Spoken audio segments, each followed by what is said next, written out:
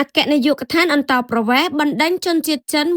158នាក់ពាក់ព័ន្ធករណីឆបោកតាមប្រព័ន្ធបច្ចេកវិទ្យា Online Scam និងបទល្មើសផ្សេងៗចេញពីប្រទេស។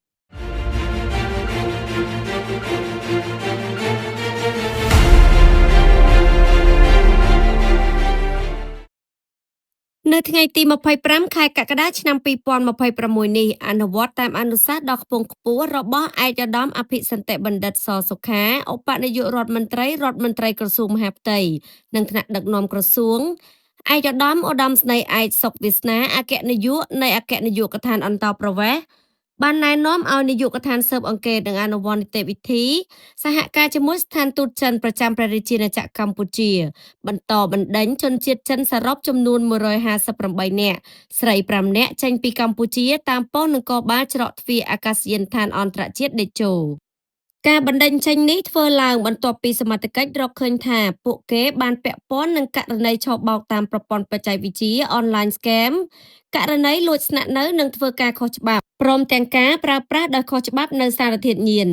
ប្រតិបត្តិការបណ្ដេញចេញជនជាតិបរទេសខុសច្បាប់នេះគឺជាការអនុវត្តតាមបទបញ្ជានិងវិធានការច្បាប់យ៉ាងម៉ឺងម៉ាត់បំផុតរបស់សម្ដេចមហាបវរធិបតីហ៊ុនម៉ាណែតនាយករដ្ឋមន្ត្រីនៃព្រះរាជាណាចក្រកម្ពុជាដែលកន្លងមកសម្ដេចធិបតីធ្លាប់បានបញ្ជាក់ជំហរយ៉ាងច្បាស់ថាកម្ពុជាមិនអនុញ្ញាតឲ្យអ ுக ្រិតជនឬជនខុសច្បាប់ប្រើប្រាស់ទឹកដីកម្ពុជាជាទីតាំងធ្វើសកម្មភាពឆបោកឬប្រព្រឹត្តបទល្មើសបង្កអសន្តិសុខដល់តំបន់និងពិភពលោកឡើយអាជ្ញាធរត្រូវតែបន្តបោសសម្អាតបង្ក្រាបនិងបណ្ដេញចេញដោយគ្មានការលើកលែងដើម្បីការពារកិត្តិយសនិងសន្តិសុខជាតិផ្អែកលើស្មារតីនេះនិងក្រោមការដឹកនាំតម្រង់ទិសដោយផ្ទាល់ពីឯកឧត្តមអភិសន្តបណ្ឌិត ស សុខាឧបនាយករដ្ឋមន្ត្រីក្រសួងមហាផ្ទៃ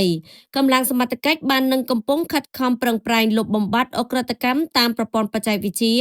ស្រាវជ្រាវបង្ក្រាបដល់មេខ្លោងនិងបានជួយសង្គ្រោះជនរងគ្រោះដែលត្រូវគេបោកបញ្ឆោតឲ្យទទួលបានសេរីភាពនិងត្រឡប់ទៅស្រុកកំណើតវិញដោយសុវត្ថិភាពចង់បានបន្ទប់ស្អាតទាន់សម័យនិងចំណេញលំហមែនទេជ្រើសរើសសាឡុងក្រេពូករបស់យើងសោភ័ណភាពឈានមុខគុណភាពស្តង់ដាររឹងមាំផាសុកភាពនិងទំនុកចិត្តគឺនៅទីនេះកំងឥឡូវនេះ